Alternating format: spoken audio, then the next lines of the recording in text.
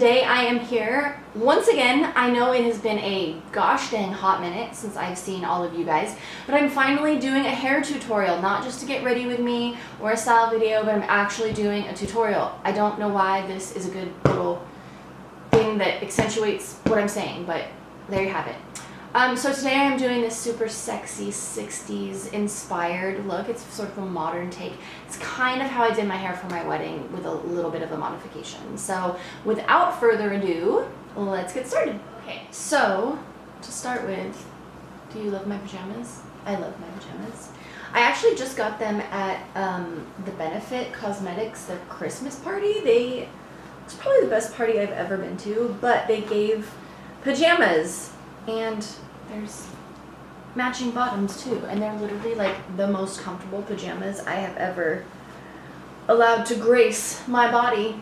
So anyways, I'm just brushing my hair right now. I've already sprayed it with heat protectant spray. It has been a hot minute since I've done a tutorial, so I might be a little rusty. Apologies.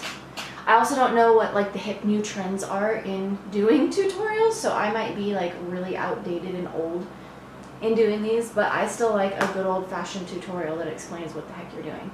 So I have parted my hair in the center. I am using a 1 1/2 inch curling iron. I don't think this is 2 inch. I think it's 1 1/2 inches.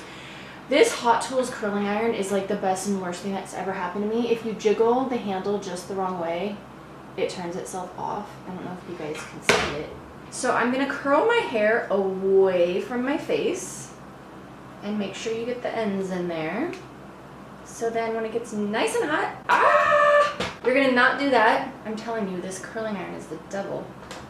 And then I'm just gonna pin the curl into place, just like that, backwards. And I'm gonna do that on my whole head. So this side is gonna be also backwards. So I'm not using super small sections because the smaller sections you use, the tighter the curls are going to be. And we actually don't want these curls to be tight. We want these curls to be really soft and loose. If you use a really small curling iron or really small sections and you curl the hair backwards away from your face, what you're going to get is a 70s look. You're going to get like that Farrah Fawcett, what do they call that? Feathered hair. All of my aunts and my mom all had feathered hair in the 70s.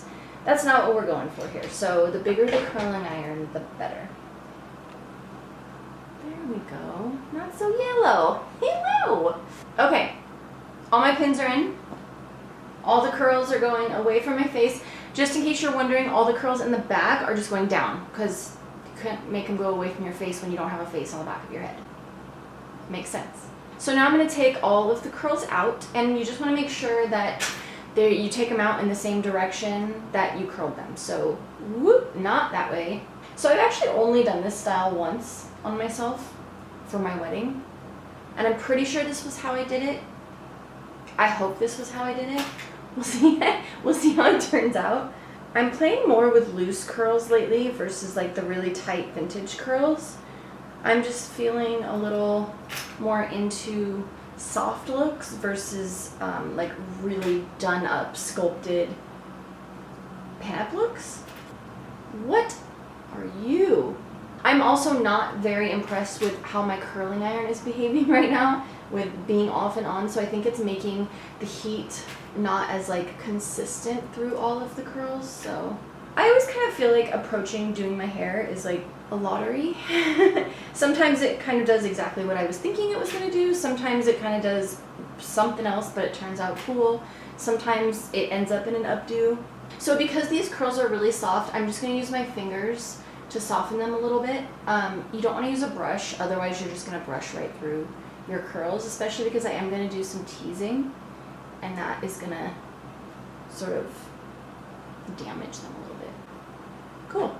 Okay, so now I'm going to tease starting at the crown, just kind of like right behind where these little bangy guys are.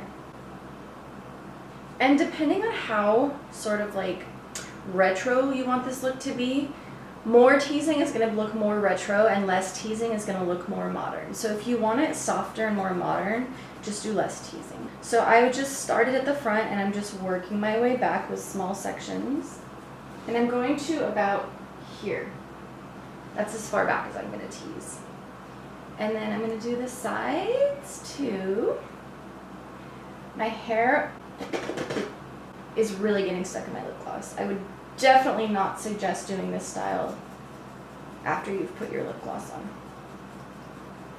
See, this is my new life with not being pinup all the time. Because when I wore red lipstick, I never wore lip gloss. And this was never a problem. Alright, so once it's all nice and teased, I'm just going to take it back section by section. And as I pull it back, I'm going to kind of separate it so that each section holds its volume and keeps its shape and doesn't look clumpy. This is also difficult with fake eyelashes on too. So now I'm going to smooth it so that it doesn't look so wild. So I'm just going to smooth this little top section. Don't smooth it too much or you'll just brush out the T's. What I do is I smooth the top part with this little like smoothing comb. And then I smooth this bottom part just with my fingers. Like I said, you don't want to run a brush through the bottom of the curls or you'll just brush them out. But this gets them to lay all nicely together. So you can just leave your hair, like when I got married, I just left my hair down. I didn't put any pins in it because I just wanted it to be sort of like soft and romantic. But if you want it to be more sort of like 60s sexy, sex kitten, I just pulled a section from like right where I started that tease, and I'm just going to give it a little bobby pin. You can use combs for this too if you want, whatever you like. And then I'm just going to pull about the same amount on the side. And make sure that you sort of pull the hair up so that it doesn't look lumpy when you pin it. So sometimes what I'll do is I'll pin it and then I'll sort of like organize it, and if I need to repin it, that's cool. Or sometimes I'll add a few extra pins to give it more volume. Yeah, so it looks kind of lumpy right now. So see, you can just kind of fluff it a little bit. Hairspray would also help, but alas, I did not bring any. I did not bring hairspray to this hair fight. I'm actually going to loosen these down a little bit. I think I've pinned them too far up. There we go. So I don't know what the back looks like because I don't have a second mirror. Hopefully it looks good. Here's the back. So I'm going to stay in my pajamas. So this is my finished look. My super sexy 60s pajama party look.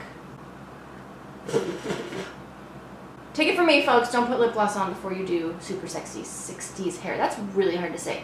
Super sassy 60s hair. That's better.